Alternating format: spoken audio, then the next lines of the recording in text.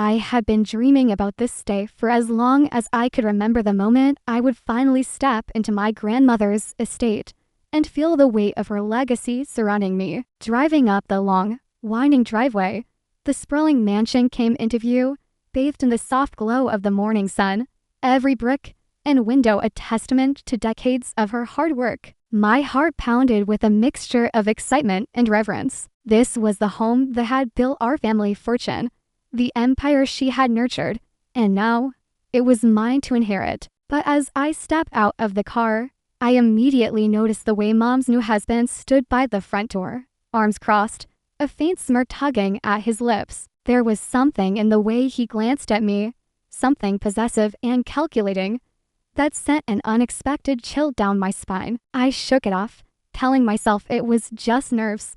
But deep down, I knew this was the first crack in what should have been a perfect moment. I never expected to hear the news that morning. The phone call was brief, cold, and impossible. Grandma was gone. Just like that, the woman who had been the center of our family's world, the one whose hands had built every brick of the empire, was gone. I could barely breathe as I stared at the walls of her estate. Walls that had always felt safe, now suddenly suffocating. And then the reality hit harder than grief itself. Mom's new husband had already stepped in, flashing a stack of papers and declaring, with that infuriatingly smug certainty, that he had control over the hotels. My heart sank, my hands trembled, and a wave of disbelief washed over me. How could he do this? How could the legal system bend so easily to someone who didn't belong here? I remembered Grandma's words, whispered over tea in the sunlit kitchen. Never let anyone underestimate your mind, even if they control the papers. Her advice had felt abstract back then, a gentle caution, but now it was a lifeline I clung to, fueling the first spark of anger and determination, even as helplessness threatened to swallow me whole. Tension in the living room was suffocating, thick enough to choke on. Cousins I barely knew whispered behind hushed hands, casting glances that felt more like accusations than condolences. I always knew he'd take over eventually. One cousin muttered, smirking as if enjoying the drama. I clenched my fists, forcing myself to stay calm. But every word felt like a blade twisting inside me. Mom barely looked at me, offering only a tight-lipped nod while she exchanged smiles with her new husband, the man who had already stolen what should have been mine. You really think you understand business, don't you? He sneered casually, as if I were some naive child. My chest tightened, the years of feeling overlooked and underestimated rushing back all at once. I opened my mouth to argue, to claim my place, but the room seemed to close in, filled with subtle favoritism, silent judgment, and whispered loyalties. Every eye on me felt like a verdict, weak, powerless, replaceable. Yet, even in that isolation, a quiet flame ignited. I wasn't invisible. I wasn't powerless. I could see their arrogance, their greed, and deep down, I knew this fracture was my opportunity to strike, not recklessly, but with precision. I spent the next few days moving quietly through the estate, pretending to grieve while my mind was anything but idle. Every conversation, every glance, every casual remark from Mom's husband was cataloged and analyzed. They thought I didn't notice the way he avoided certain rooms, the way he lingered over documents he assumed I couldn't read, the way he smiled with a sense of ownership that made my blood boil. They think I don't know anything, I reminded myself, biting the inside of my cheek to hold back the rage and tears. But I did notice. I noticed every inconsistency, every loophole in the contracts Grandma had left behind. Every clause he assumed I couldn't understand became a puzzle piece in a strategy I was quietly assembling. I found myself smiling in the solitude of the library, imagining the shock on his face when I finally made my move. Even the staff, who had once treated me like a child, began to look at me differently when I asked pointed questions, sharp enough to unsettle them. I could feel the shift already. Their arrogance, their belief in my ignorance, was a weapon I was beginning to wield. The game had begun, and though no one knew it yet, I was no longer just the overlooked granddaughter. I was the storm waiting to strike, silent but lethal, And every step I took brought me closer to reclaiming what was rightfully mine. It started with small victories, the kind no one noticed at first. I requested minor changes to the hotel operations, seemingly innocent adjustments, staff schedules, supplier contracts, marketing decisions, all things my mother's husband assumed were trivial. He didn't notice my subtle edits to the accounts, my careful notes on overlooked clauses, or the way I quietly rallied loyal staff members to support me. Each concession felt like a small triumph, a tiny crack forming in his armor. When he realized the meeting room layout had been subtly altered to favor my presentation, I caught the brief flicker of irritation in his eyes, quickly masked by a smug grin. It thrilled me to know he underestimated me, as he always had. They all assumed I was powerless, a naive girl clinging to inheritance fantasies. But as I watched him stumble over minor setbacks I had engineered, a spark of hope ignited inside me. The power balance was shifting quietly, almost invisibly, and each small success tasted sweeter than I had imagined. For the first time, I truly felt capable not just dreaming of revenge, but orchestrating it with precision. By the time I left the office that day, I knew this was only the beginning, and that the man who thought he owned my grandmother's empire had already lost more than he realized. The conference room was packed, the air thick with anticipation and whispered judgments. I stood at the front, trying to steady my hands as I prepared to present a simple update on hotel operations. But before I could speak, Mom's husband leaned back in his chair, smirking, and said loud enough for everyone to hear, "Oh, look, the little girl thinks she knows something about business." Laughter rippled through the room. My cheeks burned, humiliation flooding every inch of me. Years of feeling invisible, dismissed, and overlooked surged up all at once. I wanted to shrink into the floor, to disappear. But I didn't. Instead, I clutched my notes tightly, forcing my voice to stay calm, even as anger bubbled beneath the surface. I remembered Grandma's lessons about standing tall, even when everyone else doubts you, and I let that memory anchor me. Inside, I vowed silently that this would not define me. The room may have laughed, but I was learning their weaknesses, their arrogance, and exactly how much they underestimated me. I walked out that day feeling small in their eyes, yet a fire had ignited inside me that no public humiliation could ever extinguish. I knew I couldn't fight this battle alone. Quietly, I reached out to the people who had truly kept the hotel empire running for decades, the staff who knew every quarter, every guest preference, every supplier nuance. I spoke to former business partners who had once trusted Grandma's judgment, hinting at my plans without revealing too much. Each conversation was calculated, each word carefully chosen to test loyalty and gauge interest. As I listened to their cautious but growing support, I felt the first real flicker of hope. Flashbacks to Grandma's voice filled my mind. True power isn't about what you inherit, it's about who stands with you. Even when everyone else doubts you, her lessons had always seemed like abstract wisdom. But now, in the quiet corners of offices and dimly lit hotel kitchens, they were tactical tools I could use. I smiled to myself, imagining Mom's husband pacing his office, oblivious to the network forming right under his nose. He thought he had silenced me,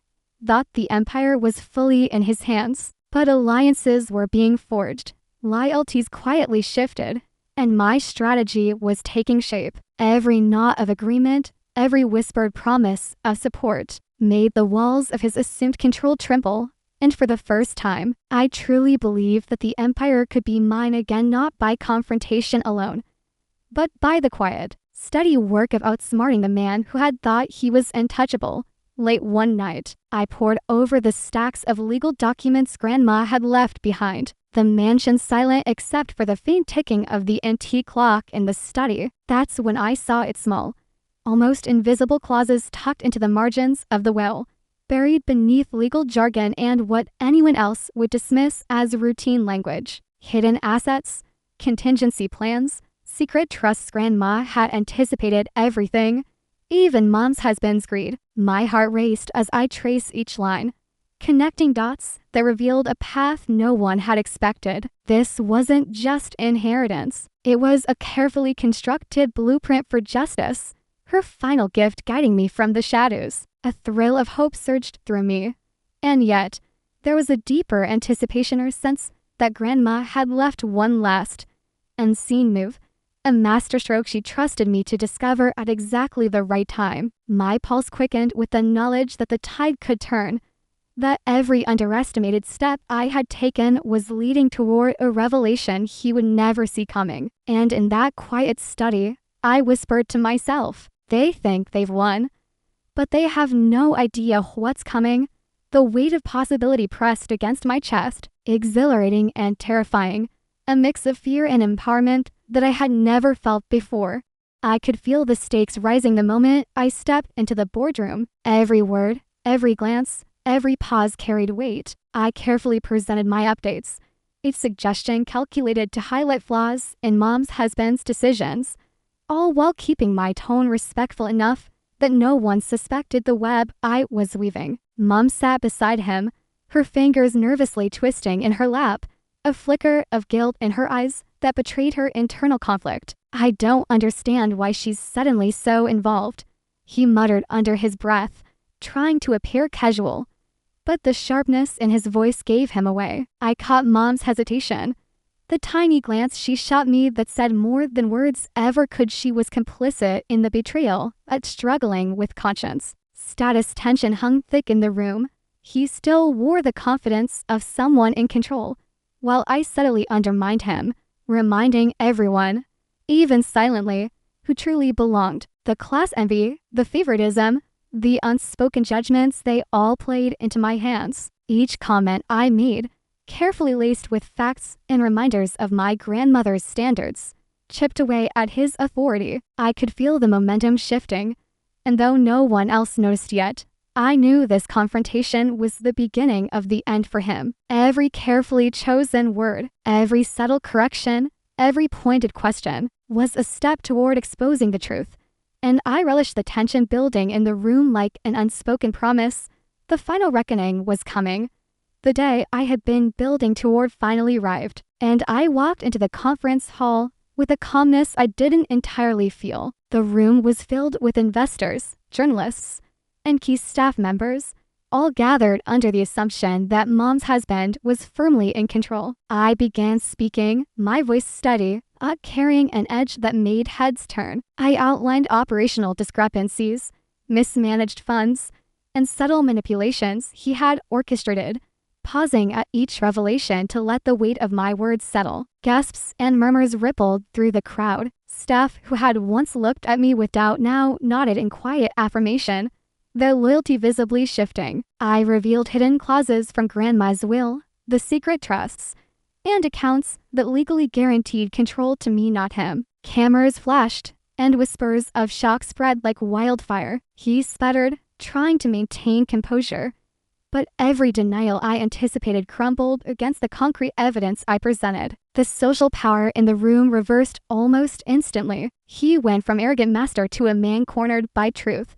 While I felt a surge of vindication and relief, I could see the investors exchanging worried glances, the staff smiling subtly, and reporters scribbling notes that would become headlines by evening. It was intoxicating, the sensation of authority flowing back to me, of watching someone so confident crumble under the very empire he thought he controlled. By the end, I wasn't just reclaiming my grandmother's legacy, I was establishing my own, publicly and undeniably, while he was left exposed, humiliated, and finally powerless in a room that now recognized who truly belonged. Just when the tension in the room seemed unbearable, a courier arrived with a sealed envelope, marked with my grandmother's unmistakable handwriting. The room went silent as I tore it open, my hands shaking, the words on the page immediately making my pulse quicken. Grandma had anticipated every possible move, every loophole, every betrayal, even the one orchestrated by Mom's new husband. Hidden within the final pages of her instructions was a legal contingency, a secret clause she had embedded years ago, granting me full control of the hotel empire under very specific conditions. that had just been met. As I read aloud, detailing the clause to everyone in the room, disbelief rippled across faces that had once sneered at me. Mom's husband's face drained of color, his confidence evaporating in real time. The staff, investors, and media witnesses were silent, the weight of truth pressing down like a tidal wave. I felt a rush of relief and vindication, but also a profound gratitude toward the woman who had quietly guided me from beyond the grave. Grandma's foresight, her subtle yet decisive intervention, was a masterstroke of final act of love and justice that turned the tide entirely in my favor. The room's energy shifted instantly. Whispers turned into acknowledgement, and respect I had long been denied finally settled around me. In that moment, I realized that this wasn't just about money or control, it was about honor, legacy, and the lessons of patience, strategy, and resilience she had instilled in me. As I looked around, I caught Mom's eyes for a fleeting moment, her silence now a confession of her complicity and her shock at my triumph. It was a cathartic, almost surreal victory, one that fulfilled every promise Grandma had ever made to me. A vindication so complete it left no room for doubt, no room for resentment to linger. I was empowered, recognized, and, most importantly, vindicated, carrying forward not just her fortune, but her wisdom, her strategy, and the unshakable reminder that true power often lies in preparation, patience, and the quiet certainty of doing what is right. The boardroom felt electric. Every eye fixed on the man who had once believed he owned everything. Mom's husband stumbled over his words, sweat glistening at his temples as investors, staff, and media looked on, their expressions a mixture of shock and disbelief. I don't understand, he stammered, clutching the documents he had thought would secure his control. I met his gaze calmly, my voice steady but charged with the years of injustice I had endured. You understood perfectly, I said, letting each word land with precision. You thought you could manipulate my grandmother's legacy, rewrite the rules, and erase me. But you didn't see me. You underestimated me. Murmurs spread across the room as I outlined every misstep, every fraud, every tiny act of deception he had attempted. Steph, who had quietly supported him, now nodded toward me, their loyalty unmistakable. One of the investors leaned forward, voice sharp and incredulous. So you've been operating illegally this entire time? The room erupted, and the weight of exposure pressed down on him like a tidal wave. His smug facade crumbled, replaced by desperation and disbelief. I let the silence stretch, savoring the moment, before adding, justice isn't something you can buy, manipulate, or steal. And karma has a way of catching up even when you think no one's watching. The room shifted, the energy completely transformed. What had been his world was no longer his. I stood at the center, vindicated, recognized, and finally in control. His humiliation was complete, my triumph undeniable, and the lesson clear. No amount of greed or deceit could outmatch patience, strategy, and integrity. Every glance, every whisper, every acknowledgement in that room confirmed that power had changed hands, and justice had been served. Sitting alone in the quiet of my grandmother's study that evening, I let the events of the past weeks wash over me. The empire was mine, secured not through impulsive anger, but through careful observation, patience, and the wisdom Grandma had instilled in me. I thought about Mom, about her choices, about the betrayal that had cut deeper than any financial loss ever could. I felt sadness for the family that had chosen convenience over loyalty, for the relationships that would never be the same. Yet alongside that grief was a profound sense of relief that the injustice had been corrected, that I had reclaimed my rightful place without compromising my values. I reflected on how powerless I had felt at first, standing alone against a man who thought he could erase me, and contrasted it with the quiet confidence I now carried. The staff, investors, and even former skeptics now looked to me with respect and trust. Gratitude welled within me not just for the fortune, but for the journey that had taught me resilience, strategy, and self-worth. The betrayal had been devastating, but it had also forged a stronger, wiser version of myself. For the first time in years, I felt completely in control of my life, my legacy, and my future. And though the scars of family deception remained, they no longer define me. Instead, they became the backdrop to a story of triumph, empowerment, and hard-earned justice. The morning sun spilled across the grand lobby as I walked through the hotel, every corner a reminder of Grandma's vision and the years of dedication that had built this empire. I paused at her favorite suite, imagining her watching me with that quiet, knowing smile she always wore when she saw potential in me. I had promised myself that I would honor her legacy not just with profit, but with integrity, respect, and care for every employee who had stood by me, every guest who trusted us, and every decision that shaped our reputation. Calls from distant relatives came and went, some seeking forgiveness, others acknowledgement, but I met them with calm boundaries, firm yet compassionate. Knowing that reconciliation didn't mean erasing the past, I had learned the value of discernment, of trusting those who deserved it, and of standing strong against those who didn't. The empire was flourishing under my guidance, and for the first time, it felt truly mine, not because I had fought to take it, but because I had built it into something that reflected the lessons, love, and wisdom Grandma had entrusted to me. I looked out over the city skyline from the rooftop terrace, a deep sense of fulfillment settling in my chest. Justice had been served, betrayal had been confronted, and I had grown into the woman Grandma had always believed I could be. And as the wind carried the distant sounds of the bustling city below, I smiled quietly, knowing that some